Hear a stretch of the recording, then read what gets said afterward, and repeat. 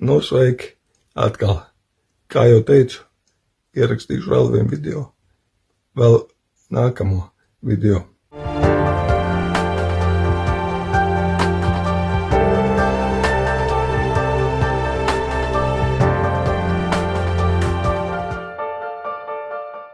Dažreiz cilvēku stāsts aizskar tūkstošiem cilvēku, un Mārtiņa Lauvas stāsts bija viens no tiem.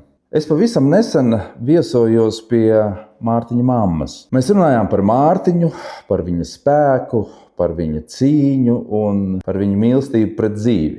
Runājām arī par tiem, kuri tad šajā smagajā viņa ceļā bija blakus. Milzīgs paldies Rūrei par cilvēcību un par blakus esamību jebkurā situācijā, kad tas bija nepieciešams. Cilvēkam, kurš līdz pēdējiem brīdim mācīja mums, ko tad nozīmē būt stipram. Man viņš bija ļoti mīļš.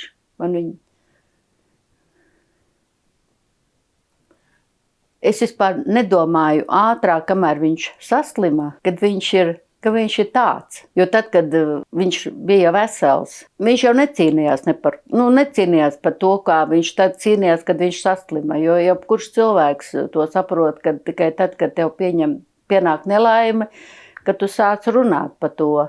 Un viņš bija tiešām cīnītājs. Es ļoti, ļoti brīnījos, kad viņam pašam bija ļoti grūti, kad viņš visu šito izcīnīja, panāca. Es viņam biju pirmajā vietā. Vienalga, kur viņš būs, es viņam pazvanīšu, viņš būs momentā klāt, vienmēr visur, lai viņš bija Rīgā, tad viņš bija aizsūtīts Gruzijā komandējumā, viņš bija ļoti uztraucās par manīm, kā man būs, kā es iztikšu bez viņa, bet viņš bija mierīgs, jo viņš zināja, kad es tikšu ar visu galā, ka man te ir tomēr māsas, kas man palīdz. Un viņš bija ļoti rūpīgs. Viņš vienmēr par maniem rūpējās. Viņš jau nebija tik gudrs. Viņš izgāja visiem pantiem cauri, viņš mācījās pats. Jo jūs domājat, kad viņš mācīja, visu šito zināja, viņš nezināja. Viņš jau pats gāja visam likumiem cauri, lai varētu būt, lai varētu runāt. Viņš daudz lasīja. Viņš ir beidzis muzikas skolu, čella klasi. Viņš spēlēja čellu. Tad viņš aizgāja mācīties uz Rīgu, uz Mediņiem. Tur viņš par cik vairāk nebija mammas stingrā roka. Viņš tur izlaidās. Viņu atskaitīja no turienes. Un Liepāju viņu paņēma ar atplastām rokām, jo čellisti ir ļoti reti. Un viņam bija muzikāla absolūtā dzirde. Paņēma viņu Liepāju. Un Liepājā notika tas pats. Tur bija bohēmija, Liepājas draugi visi. Un tur viņš aizgāja armijā. Un tad viņš spēlēja Liepājas orķestrī jūras spēku. Un tur viņš dienēja Liepājā. Tā viņš otrā dzimtā pilsēta Liepāja. Viņš palika 2 gadus virsdienestā. Un tad viņš atnāca uz mājām. Un tad viņš policijā strādāja. Pašvaldības policijā. Un tad viņš aizgāja uz apsardzes firmām. Un tad viņš pa apsargu strādā līdz pēdējai dienai. Tāpēc viņam arī mazais dēls ļoti laba balss ir. Tikai tā, mēs varam kopā vēl būt. Malē visu, ko jūt, mana sirds, tava sirds. Tagad Babete meita mācās ģitāru spēlēt, arī muzikāli ir. Un tā kā iet tev pēdās.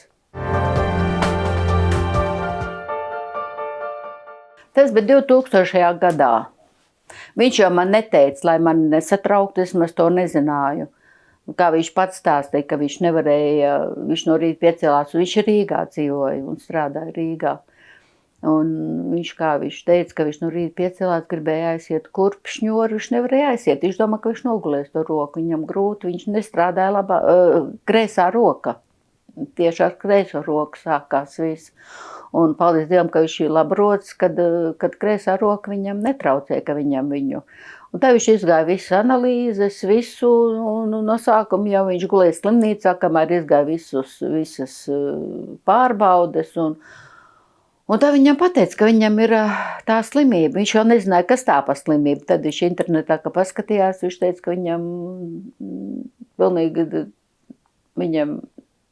viņš teica, ka viņš vairs nav zem kājām. Viņš teica, ka viņam pazūd, ka viņš uzzināja, ka viņam tā slimība, kad viņa ir ar vienu iznākumu letālu. Un es jau varu nedomāt, viņš jau man nestāstīja, kas tā pa slimību un ka tas var būt šitādu. Viņš jau to tik pašās man izstāstīja, kad jau 2 gadi bija pagājuši, kad tas varētu beigties. Jo viņam vienīgais labums bija tas, ka viņam sākās ar kreiso roku, jo viņš jau labo roku varēja datorā, viņš vēl ilgi strādāja datorā pie galda, un viņš vēl varēja paiet, viņš vēl staigāja. Vienīgais pēdējā brīdī, tad es viņu iecēlu, man bija datorkrēsls uz riteņiem, tad es no gultes viņu iecēlu aiz vidukļa. Iecēlu viņu datorkrēslā, un tad es viņu piestoju pie datora, un tad viņš strādāja. Grūtākais bija uz viņu skatīties, kāds viņš, jo viņš bija, viņam patika dejot, viņam patika kompānijas, viņam patika dziedāt, viņam patika samīļot bērnus. Ko viņš vairāk nevarēja, viņam sāpīgākais bija tas, ka viņš nevarēja vairāk bērnus samīļot.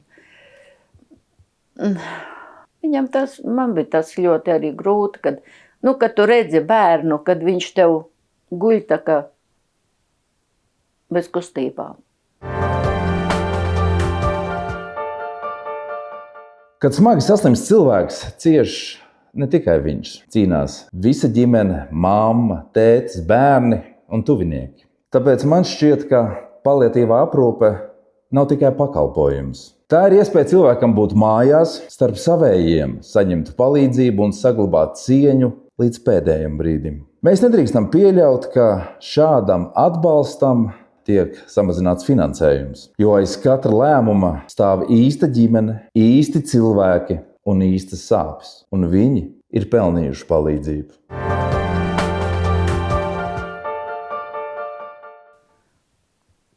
Vienīgais, kas viņam vēl bija prāts, ka viņam visu atņēma, bet laikam viņam ielika to prātu.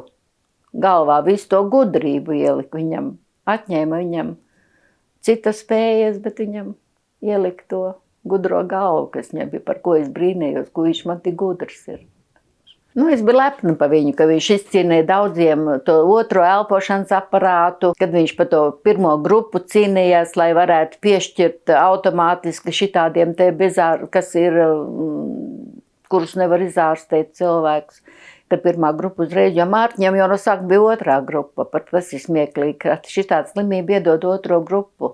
Un pirmo grupu viņam iedod uz 2 gadiem, kad viņam zvanīja, ka viņam jābrauc uz Rīgu pagarināt. Un kā viņš tāds var uz Rīgu aizbraukt?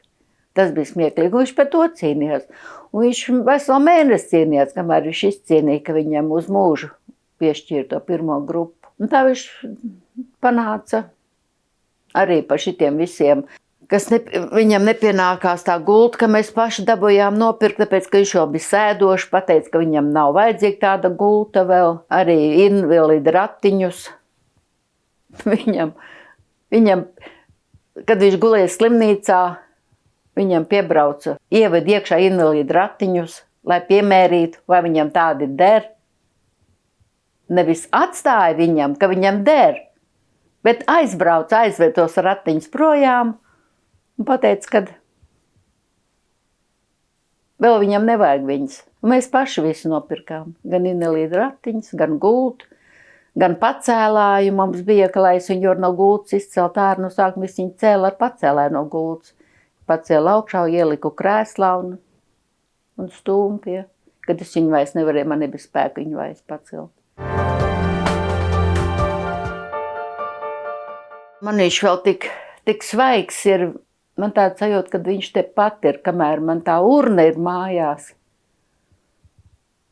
Man žēl pat no tās urnas šķirties. Man tāds sajūta, ka viņš te pat man ir. Es nezinu. Man liekas, kā mammai visu mūžu viņš pietrūks.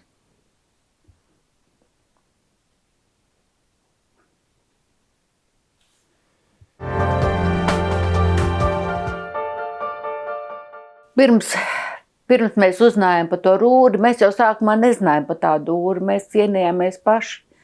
Es pats saviem spēkiem, cik es varēju ar viņu, jo man jau nebija atpūta. Tā man bija ikdiena, brīžam pa naktīm bija jāceļās augšā, ka viņam bija grūtāk. Es nebiju izgulējusies, es nebiju atpūtusies. Un tad, kad rūre, tad man bija daudz vieglāk. Mums bija 2 reizes nedēļā meitenes nāca ergoterapija, vingrināja viņu. Tas tomēr viņam bija daudz no svara. Un ir tīpaši, ja viņi aizved uz Rūru, uz Liepāju, uz to rehabilitācijas centru, tas vispār, pirmkārt, man bija svētki, ka es varēju atpūsties kaut vai nedēļu. Un tas bija dārgs prieks. Tur jau vakar mums daudz palīdzēja līdzcilvēki, kuri ziedot LV naudiņu bija mums. Tas mums arī ļoti daudz atviegloja. Un tur jau vispār viņam bija, viņu sagaidīja tur kā savējo, ir tīpaši 2. reizē. Viņš jau bija jautrs, viņš bija humoru. Viņi tur visi pie viņa no rītiem, pie viņa bija pilnīgi viss sapulcējās. Un tad saklīda pa darbiņiem. Māsiņas un daktari visi pie viņa. Viņš tur viņam ļoti patika. Un man bija tāds miers, tāpēc, ka es zināju, ka ar viņu tur viss kārtībā. Ka viņam tur patīk, ka viņi tur tikpat labi rūpējās kā es, kā mamma. Rūri jau daudz palīdzēja, bet tak vai tā ikdiena jau bija visu uz manīm. Es jau zvanīju tai Rūrei, ja vajadzēja man, piemēram, analīzi tur noņemt vai kādas zāles vai palīgi līdzekļus, kaut kādu tur pamperus vai kaut ko tādu, tad jau momentā bija klāt un visu man atveda. Bet viss tā pārējo, tas viss bija uz manīm. Es jau nesūdzos, man tas bija pienākums, man tas bija, kas izcienēs. Un arī šitādiem cilvēkiem. Viņi nav vajadzīgi, jo, piemēram, es domāju, ka tur, ar ko Mārtiņš cīnījās, ka tie ir, es domāju, laimīgi varbūt nē, bet kad Mārtiņš vairs nav kas cīnās. Jo viņš jau nelika mierā nevienu dienu. Tagad ir klusums no Mārtiņa puses. Nezinu, vai kāds vēl cīnās par šito visu, kā Mārtiņš cīnījās. Redz, viņam ir brālēns Andris Kulbergs, tas jau solīja, kad viņš arī, ceru, kad viņš arī cīnās. Te viņam ir vecā apliecība, kur viņam dod apliecību uz cik? Uz 2 gadi. Laikam komisija domā, ka Mārtiņš izlasļosies un ka Latvijai brīnum, vai ne? Brīnum zeme, ja? Kad viņš varētu atgriezties pie staigāšanas, pie visa, vai ne? Es pat varētu teikt, ka viņi man deva cerības. Viņi tev dod cerības, ja? Jā. Bet, nezinu, viņi tev tad beidzot ņēma vērā un iedeva tev uz mūžu, ja? Jā, varbūt tā. Pēc cik liekšanām? Pēc mēneša. Ja katrs iziet šitam te visam, nevajadzētu katram. Bet kāds no tiem, kas lemj par šito, kad iziet šitam te visam cauri, ko Mārtiņš, un es izgāju, varbūt tad kaut kas mainītos. Varbūt, kas saprastu. Jo, kas nav izgājuši tam cauri, viņš jau nesaprot. Es jau arī iepriekš nesapratu. Kā tas var būt? Trūk sapratnes. Viņš būtu daudz, varbūt, vēl cīnījies, bet viņam vienkārši nebija laika. Viņam pietrūka. Viņš par ātri aizgāja. Mēs neviens neesam pasargāti no nelaimēm. Jābūt ļoti iecietīgiem pret cilvēkiem, jo mēs nezinām, kas mūs sagaida. Jo Mārtiņš arī nekad nedomāja, kad viņam būs tikai 50. Neviens to nedomāja. Tāpēc jābūt iecietīgākiem pret visiem. Viņš bija labs cilvēks. Viņš bija cīnītājs. Viņš mīlēja visus. Viņš mīlēja savus bērnus. Viņš mīlēja dzīvot. Viņš mīlēja dzīvi. Viņam bija mīļākais teiciens, turiet buru, turam buru. Vienmēr to viņš teica. Viņš jau nav dzimis lauva. Viņam no kāda 15 gadu vecuma viņš man teica, ka viņš ir mainīt uz vārdu. Ja viņš jūtās kā lauva un viņam no viņa tēva puses vecā mamma bija lauva. Un tāpēc viņš nomainīja uz vārdu uz lauvu. Tāpēc viņam mazie bērni arī lauvas. Tāpēc viņam tāds uzvārds arī kā lauva, viņš cīnījās kā lauva. Es gribētu pabeigt šito video. Paldies visiem jau iepriekš, kas ir palīdzējuši un kas iedomājās un tā. Un veselību visiem turās. Mārtiņa, tavs ceļš ir noslēdzies, bet ietekme paliek. Tā dzīvo cilvēku atmiņās, kurus tu iedvesmoji ar savu spēku un savu drosmi. Un mums visiem tavs stāsts atgādina vienu svarīgu lietu – saudzēt sevi, novērtēt dzīvi un mīlēt tos, kuri mums ir līdzās. Lai tev viegls ceļš, Mārtiņa!